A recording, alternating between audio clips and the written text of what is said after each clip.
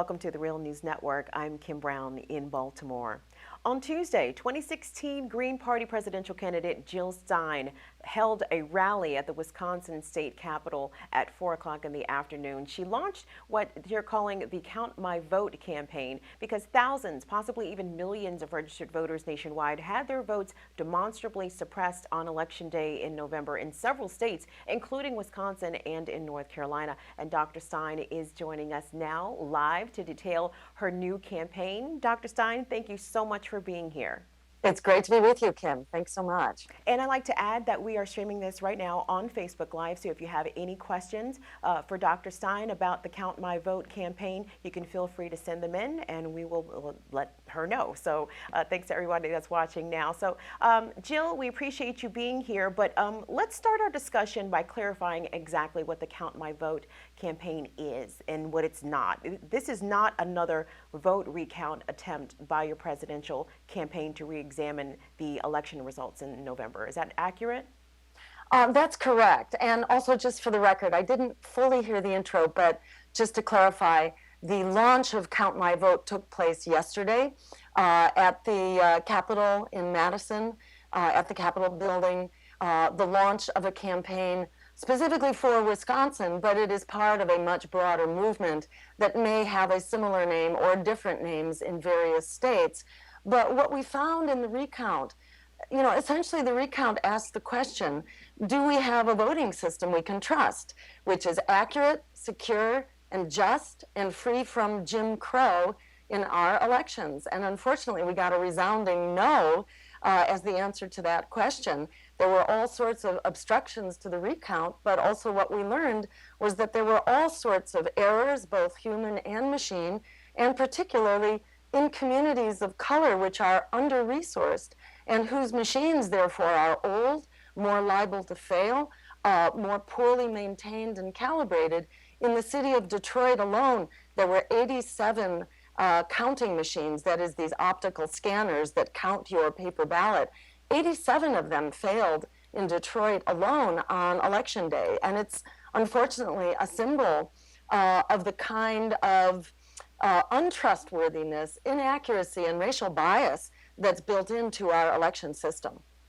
Indeed, Dr. Stein, and your party, and along with the Wisconsin Green Party, the state party there, you presented a report about some of the election irregularities, suppression, voter oppression tactics that you found. So tell us more about this report and how it was exactly compiled. Where did you get the information to generate the report from? Great. So the report that we gave yesterday was the preliminary because unfortunately, many of the county election departments still have not handed over their minutes from the recount, which is one of the problems. We didn't even have the results of the recount where it was conducted in time to assess the vote before the vote was finalized. And so this is an obvious problem. If you can't even check on the vote in enough time to have the information, that's a real problem. So that the minutes basically have not been turned over still from almost half of the voters. The counties covering half of the voters still had not turned in their reports on December 16th, which was the last day at which you could challenge the results of the election. So that was one problem, not having the information in a timely manner.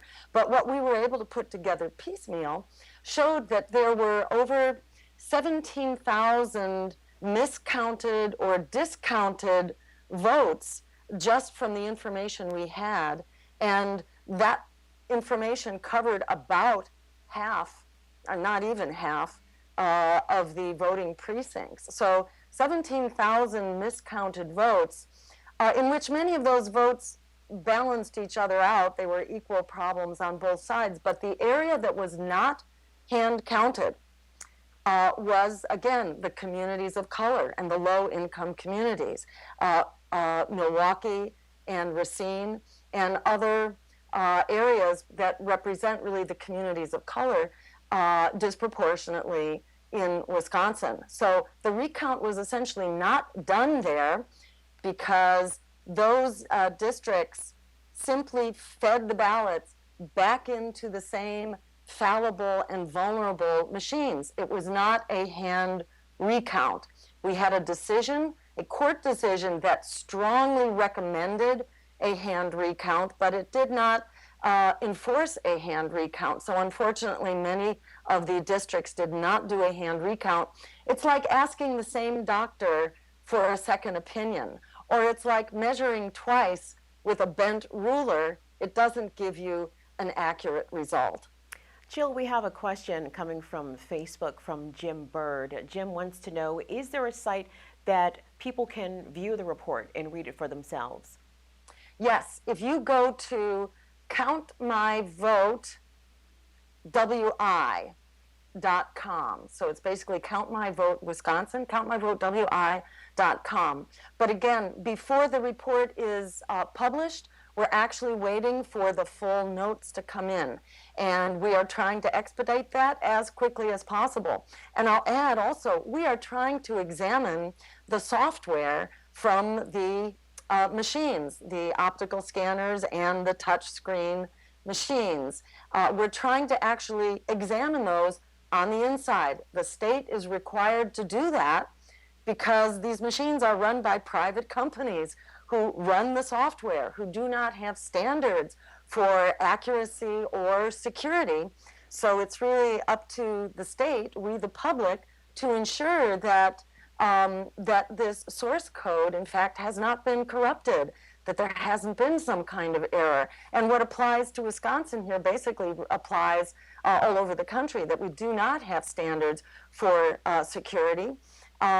So we are also in the process of trying to get that information. So I'd say stand by and stay tuned again to jill2016.com/recount, where we will be compiling the information from all 3 states where we attempted. But we're basically stopped from applying transparency and accountability to our election system where we deserve to have it. Jill, there's a really interesting piece done a couple of weeks ago in the LA Times detailing exactly what you're talking about in terms of communities of color in Milwaukee and other places in Wisconsin not being allowed to cast their vote as they had in previous years, partially because of a relatively recent laborious voter ID law that passed in Wisconsin. This LA Times piece features a 77-year-old African-American woman who had voted in 14 previous presidential elections and was precluded from voting in the most recent election because she did not have proper identification. So it sounds like Count My Vote, your new campaign is more so aimed at people who actually were able to cast a ballot. What about the people who have been precluded from casting ballots for a variety of reasons, including these new voter ID laws that sprang up in a variety of Republican-controlled states after the Shelby County versus Holder Supreme Court decision, which voted some key provisions, gutted rather, some key provisions in the Voting Rights Act? How can Count My Vote help those folks?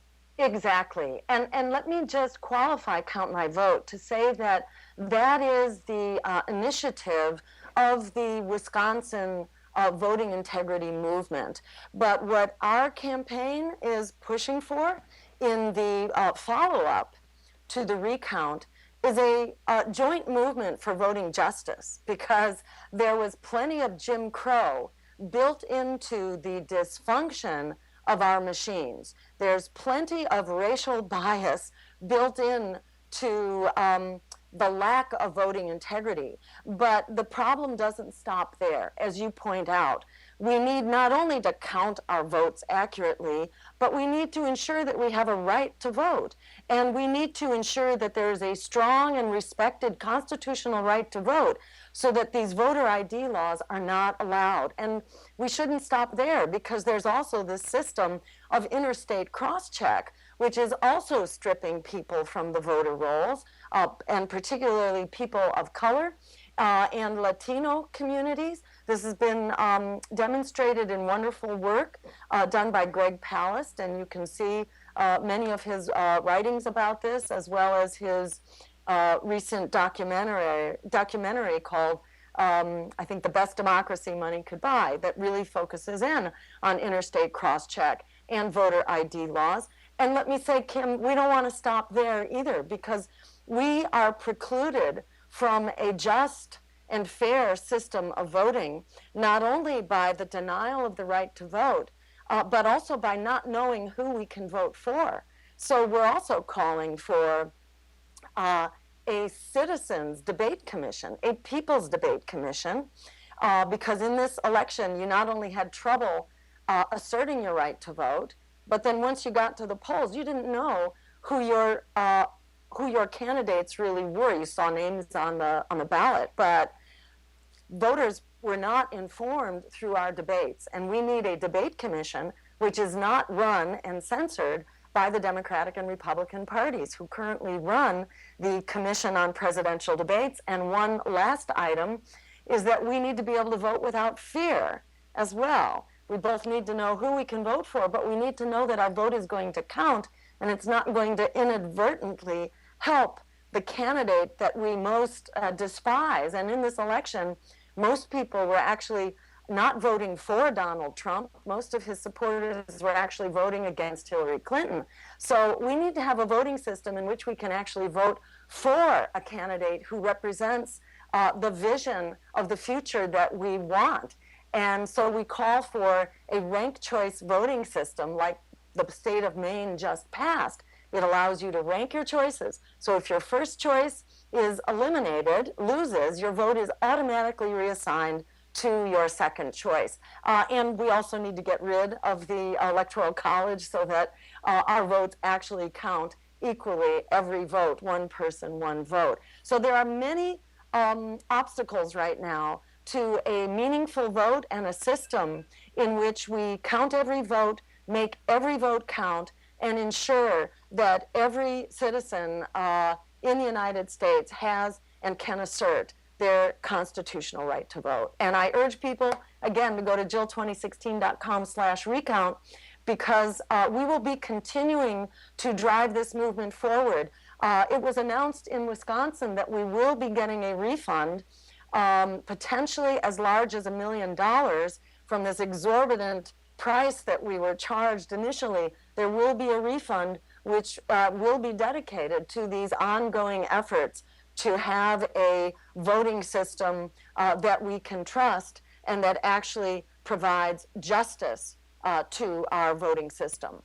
So stay tuned, jill2016.com/recount. Well, Jill, let's talk about your 2016 campaign in which you probably got more mainstream media coverage than in your previous attempts to run for president. And some criticisms came from people on the left, curious as to what the Green Party agenda is and will be going forward in non-presidential election years. So what does the Green Party have in store as we go from now 2017 and we approach a midterm year of 2018 next year? So yes, and let me clarify that misconception that was actually propagated by mainstream media and also by the centrist liberal media as well, which tried to make us out to be, you know, sort of one moment wonders, you know, that the Green Party gets together to run for national office only, to run for president, which is really couldn't be farther from the truth. The Green Party actually prioritizes decentralized democracy, and we're very active at the local level, and we have well over 100, going on 200 local elected officials, actually. We happen not to get covered by mainstream media and not by much of the liberal media either. But you can look from Richmond, California, where we had for 8 years a Green mayor who turned eminent domain on its head and used it against the banks in order to protect homeowners from foreclosure who were underwater. You can look from there to New Paltz, New York, where a Green mayor was the first elected official to actually preside over gay marriages and went to jail to have done so. So Greens have actually been leading the charge in so many ways, on equal marriage, on green energy, on the fight for free public higher education, and to cancel student debt, and to end these insane and destructive wars on terror that only create more terror. So we've actually been ahead of the curve at the local level as well as at the national level, and we will be coming out of the starting gate full speed ahead here, running local candidates for everything from, city councilors. There will be a candidate for a special election in a congressional district in LA, and a gubernatorial candidate actually in New Jersey, actually, which has an off-year gubernatorial election as well, and a slew of local candidates. So we are very much focused right now. We have many new chapters, and I urge people to go to your local Green Party chapter. So many people now have been, what shall we say, thoroughly discouraged with the two mainstream political parties, and are seeing Donald Trump as really a symptom of what is broken with our bipartisan political system, where so many people were voting against the Democrat, not really voting for Donald Trump. It's really an indicator of our need for a real system change in our political system. And the Greens are the only candidates that do not take corporate money, do not take money from lobbyists, and do not have super PACs. So we actually have the real liberty to really represent what it is that we, the American people, are clamoring for. Dr. Stein, speaking of the 2016 election, as you mentioned, that obviously President-elect Donald Trump will be inaugurated in Washington in just a couple of short weeks. And in some of the states where the margins were pretty slim, you received more votes than the margin of victory that Donald Trump actually had, you and Governor Gary Johnson, the Libertarian candidate, and there was a lot of Democrats and people on the left very mad at you, actually several placing the blame of the Hillary Clinton loss solely at your feet, because your voters could have made the difference in a Hillary Clinton victory in some of the key states. What do you have to say to the people that blame you for President-elect Donald Trump? Well, I have really exciting news for you. There's this thing called mathematics, and you can actually do the numbers. What the numbers tell you is that 61% of Greens would not vote for a Democrat or a Republican and would simply have stayed home. We know that from exit polls. We can wish that pigs would fly, but pigs don't fly. We can wish that Greens would vote for a Democrat or a Republican or some other party, but they will not. So the reality is, when you actually apply this new tool called mathematics to the numbers, you see that in no state would the Green vote have made the difference for Hillary Clinton, because actually of the remaining 39% of Greens who would have come out to vote, over 1/3 of them would have voted for Donald Trump. So it's, what shall I say, it's obsolete thinking, and it's sort of pre-mathematical thinking to wish that Greens would just vote for Trump. You could also, that Greens would have voted for Clinton. You could have also wished that Trump voters would have voted for Clinton, but wishing it doesn't make it happen. We need to have candidates that actually earn our votes, that don't simply intimidate us into voting for them, and we need a voting system that allows us to actually vote our values, because as we see, the politics of fear, in which we're voting based on our fears, it keeps delivering what we're afraid of. All the reasons that we were told to be good little boys and girls and keep voting for the lesser evil, unfortunately, it keeps delivering all those things that we were told we wouldn't get, whether it was expanding wars, the offshoring of our jobs, the meltdown of our climate. Even under a Democratic White House with 2 Democratic houses of Congress, we were going in the wrong direction, and people are tired of being thrown under the bus. So rather than saying that we should silence political opposition, which is what you're saying when you're telling me and Gary Johnson that we should just disappear ourselves, that's not good for democracy. Democracy depends on vigorous opposition. And the problem is that the Democrats and Republicans have too much in common. Historically, they've been pretty much on the same side of Wall Street and the insurance companies and the war profiteers. So, instead of silencing political opposition, which is the death knell of democracy, how about we have a voting system that actually allows us to vote our values without dividing our vote? The first time I ran for office in Massachusetts back in the year 2002 against Mitt Romney running for governor, we proposed ranked choice voting to ensure that there would be no splitting of the vote, no divided vote, nothing to wring hands about afterwards. And the Democrats, which control the legislature in Massachusetts, 85%, they refused to let that bill out of committee. Why do they refuse to solve this problem? Because they rely on fear.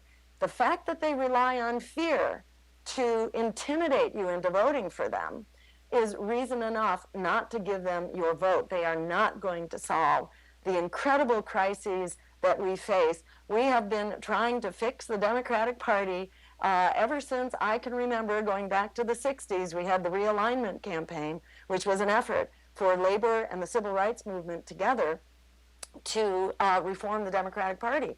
And it failed.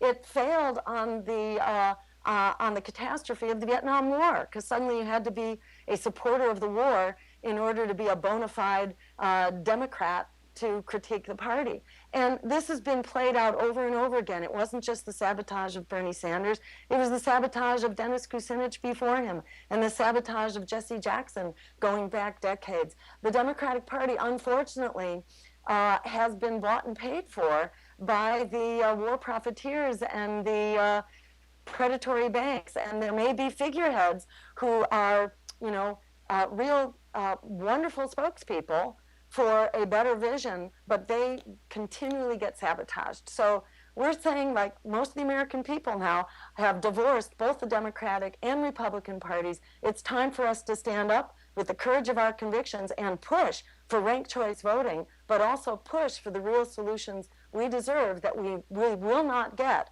through the corporate-sponsored predatory political system. Dr. Stein, we have time for one more question from Facebook, this one from Patricia Ann Donahue. She wants to know, will it take laws to get big money out of our voting system and get the debates and information services back to the people? So when we talk about the big money in the elections, obviously we're talking in part about the Citizens United decision. Is there a way to either legislatively work around Citizens United, because it seems a little unlikely that that decision could be overturned given the political climate that is coming towards Washington now with a Republican-controlled White House and Congress. So what can the average person do or help to encourage their elected officials to do to make sure that big money is not playing such a tremendously huge role as it does currently in politics? Well, let me just add that decades ago, what made me a confirmed Green, in fact, was the fact that the Democratic Party killed public financing of elections in my home state in Massachusetts. We passed public financing, and the Democratic legislature killed it. We passed it as a voter referendum. So I just want to note that this has been a bipartisan problem that goes back a long time, well before Citizens United as well. And there are many ways to solve this problem. So Citizens United does not preclude public financing for qualified candidates. So having public financing would help level the playing field. But beyond that, reclaiming the public airwaves for the public and establishing a debate commission and required coverage, public airwaves used for public coverage of qualified candidates in elections.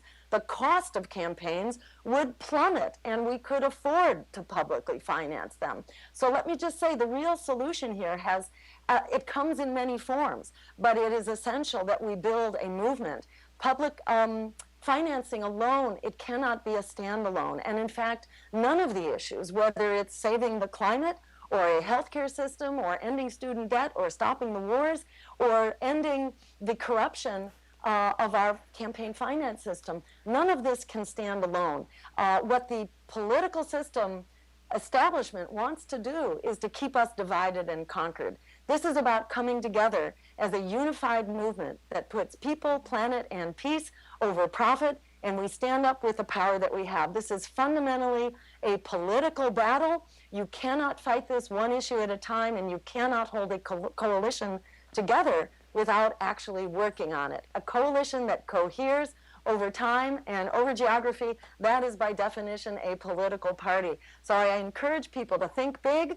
The clock is ticking. This is the Hail Mary moment, whatever you're looking at, the climate or our economy or immigrants facing deportation. This is time for us to stand up with the courage of our convictions. And I urge you along those lines to join us at Occupy Inauguration, where we will be standing up to say we do not consent to a government based on austerity, on endless war, on endless student debt, and the kind of brutal police racism that's hardwired into our mass incarceration system. This is the time for us to stand up, stand strong, and stand together and make some things happen. Remember what we did under Richard Nixon, one of the most corrupt and regressive presidents out there. We passed the Clean Air and Water Act. We brought the troops home from Vietnam. We got women's right to choose from a very conservative Supreme Court. There's so much that we can do when we do stand up with the courage of our convictions and we stand together for the radical agenda that we deserve. The Count My Vote campaign was launched Tuesday in Madison by the Wisconsin State Green Party and along with 2016 Green Party presidential candidate Dr. Jill Stein. Dr. Stein, we appreciate you taking some time out today and best of luck to you. Thank you so much, Kim. Good to talk with you. And thank you for watching and tuning in to the Real News Network.